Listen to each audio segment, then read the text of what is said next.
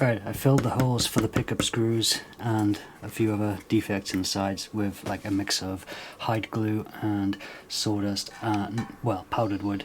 Not enough powdered wood, nowhere near enough. It's going to be brittle and it's going to chip and fly everywhere, so I'll be doing that with my eyes closed. But any more repairs I'll do with epoxy or something. It doesn't matter, it's just to make the inside of the pickup cavities look neat. Yeah, the hide glue popped out in a big chunk in a few places, as I thought it was too brittle, probably because I didn't put enough wood dust in, because I didn't have enough wood dust.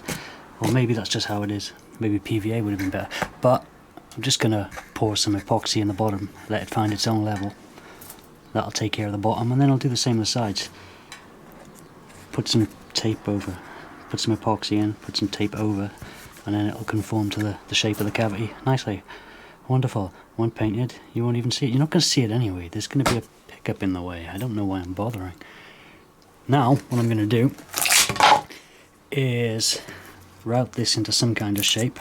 I'm going to do it freehand. I really can't be asked for making templates unless I find something lying around roughly the right shape.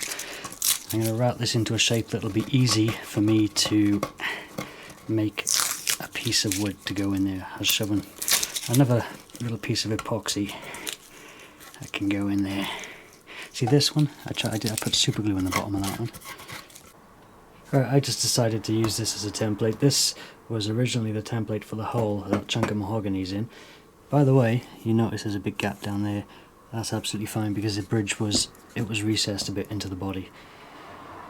And at 7 or 8 mil of this top of this body, it's coming off. That's going to be fun. It's coming right off. So anyway, yeah. And I just stuck a piece on here to act as a guide for the router. And that will make a nice square hole there. I'm not having any problem with these aluminium tubes I put in way back whenever. Having no problem routing straight through them. I was expecting the blades to come off the router bit and go flying into my eye.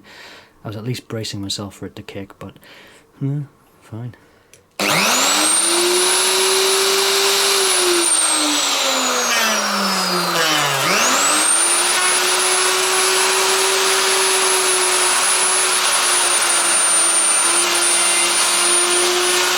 Right, there we go, nice neat hole. The router went straight through these aluminium tubes. Problem, I gotta cut a piece of wood to fit in there because the hole I need to route is much smaller. And then I've got to somehow find my way back to these holes, and I can't do it from the other side with any of them because they were all done from this side. Oh, I could just measure, couldn't I? Of course, before I put the wood in. Alright, that's what I'll do. I'll measure where these holes are, then I'll mark it on the outside of a piece of wood before I put it in there, drill it from the outside, aiming roughly towards the middle, then when I route it out, I'm bound to come across them. I'm using the disc sander to get it to the right width and the right depth, and it's very close right now. In fact, I'm going to check it. Sweet, corners are rounded.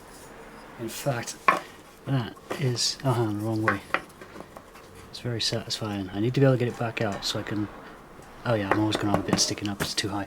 There, now I mark on where the holes go off to there, drill into the center with them, then I can glue it in place, and then when I route it out, I will find my old holes. Alrighty then, top, neck, okay, that way. So, I marked on where the holes come in, and drilled there, and they all go roughly towards the center of this. I mean, obviously one of them came out the top, so it's that one. Yeah, I can see daylight. Great. So that'll go in there, get glued in, and then I'll make a proper template and route out a cavity for those switches that's more neat and tidy.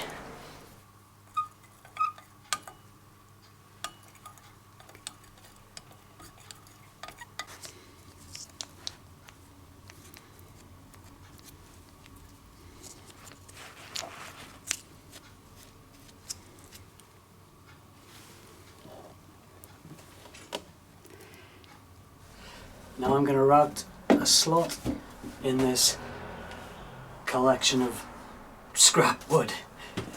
Now I'm going to super glue the guitar to this old kitchen door. Have you guessed what it is yet? Okay, we got a bit of a problem. Guitar wasn't stuck down securely, and the router not only went off at an angle, also lifted the guitar up, and we've got a way deeper route than we needed. So I'm thinking we can pull the same crap again, do that, fill it, another chunk of mahogany in there. Slowly but surely this is becoming a Les Paul. Change of plan, because if I route this into a square, I'm going to end up coming out here and having more visible repair at the edge. So, I mean, it's 10mm here, it's like 12 there, but if I take the whole thing down to the 8s I was originally planning, I'm just going to be left with a little hole here. I'll worry about that later. I can fill out with a little piece of veneer or anything. I don't care then. It's a tiny little hole to fill. No big deal. All I need to do is make sure that doesn't happen again, and that this guitar stays stuck down. Okay, this time the guitar is not going anywhere. We've screwed it down. Thankfully we've got enough clearance, just enough clearance, just the right clearance, and screwed it from the back into the chunk of mahogany, so it doesn't matter, because we're going to be hiding that from the back too.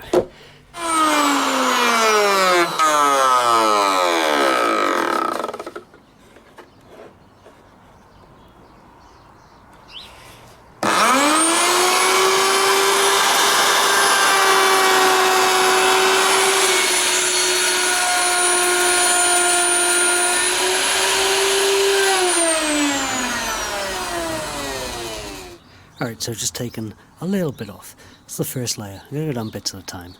I don't want to be too harsh on the router or the bit that's in it. Or the cutter, whatever you want to call it. This, as I said, look, you can see now it's epoxy putty there. You can see that curve. That was the old pickup route, and there, look. And there's something... Oh yeah, it's a Telecaster, so it was the Telecaster shaped pickup route, so I filled that. Man, this guitar's mostly filler. There's not much of the original wood left. Alright, so we're going to keep going until we get down to just above these metal thingies here, which I measured was about 7mm or 8mm, or probably 10. It was less than 50. Okay, so this time it worked. Now I'm going to mix up some sawdust and epoxy and fill this. I'm not going to go right to the edge because I'm going to have to put some wood in there. I'll just make a little sliver of pine or whatever's lying around. No one's going to see that. We did have one little chip out because the router was getting a bit blunt after after routing through the metal bits. I don't know. I think that'll just buff out. I think we can just reshape. I can't be bothered. Right, the top of the guitar is going to be this figured poplar. I just need to make sure these edges are nice and square, so I'm going to use one of these just to raise the other one up off the surface. I won't be doing it all with one hand. Surface there is just to make sure that remains square that way, and then give it a bit of that, stick them together. Right, now I'm going to mix up some very fine powdery wood from sanding, basically, into some epoxy resin, which isn't mixed yet. Mix it up nice.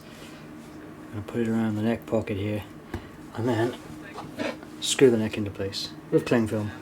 So when I've got the top on, and then I use a template cutter with the bearing on the bottom, it's got a perfect shape of the neck to follow, because there is a slight gap at the moment. I was going to fix it with a veneer or something, but I think this way's better. Yes, so, okay, put a bit of tape at that end, keep it all in there. Some excess flowed into the pickup cavity, but that's fine, because I just poured a load in there anyway. Nice flat bottom, it's going to look nice when painted. I'm doing this in my window, because raining.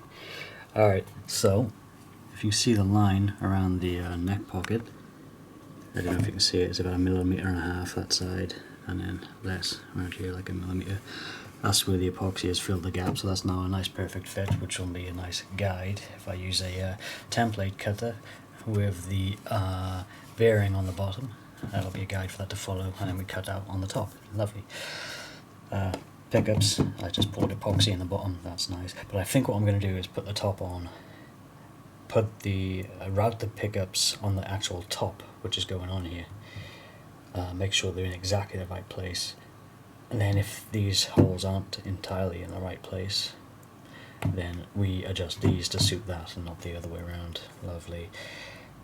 Anywhere where this is protruding further than it should be, we can just route it again using the top as a guide. Anywhere where there's an undercut, we can use the top as a dam to hold back some epoxy. Put the guitar up on edge, whatever, fill it, route again. Lovely job. I've got to route that. In fact, I'll make a template for that at some point soon. I filled the gaps where we had that little tear out. Shouldn't have had the tear out in the first place, but yeah, filled that one there. Doesn't look like it, but the grain is actually going that way. Looks like it's going that way. I think that's sanding marks or something. I think I've rubbed some epoxy into it and now it looks like grain. Lovely. And I've changed the comfort carve because I took wood down off the top. We ended up with a shorter, steeper, well, it wouldn't have been steeper, it was shorter. So now I've taken this back with a plane and I've used a leveling beam to get it level that way. I don't care if there's a curve that way, but I need it to be pretty flat that way because the wood's only going to be able to bend in one direction. Right, here's the top. That's gonna, I mean, that could be a neater job.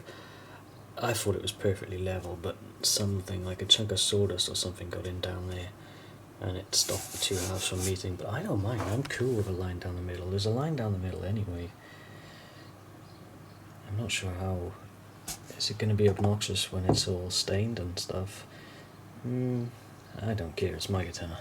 What I could do, in fact, you know what, I think it's the wood is actually meeting there. It seems fine everywhere else. I'll look on the other side too, so what I might do is cut away this wood here. Then, with pressure from that, see, I don't have any clamps and stuff, but I'll use a hairdryer, because it is high glue. Use a hairdryer up and down, up and down, up and down, just press it together and squeeze out a bit more glue. That might work.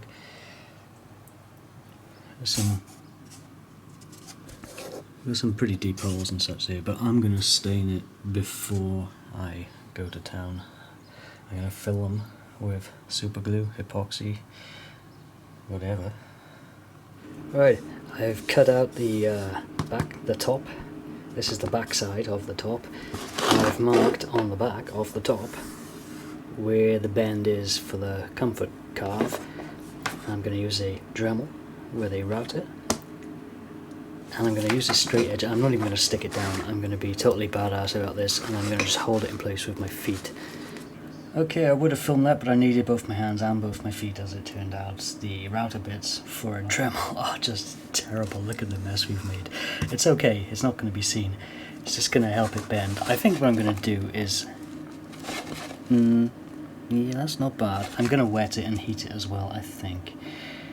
Yeah, because I don't...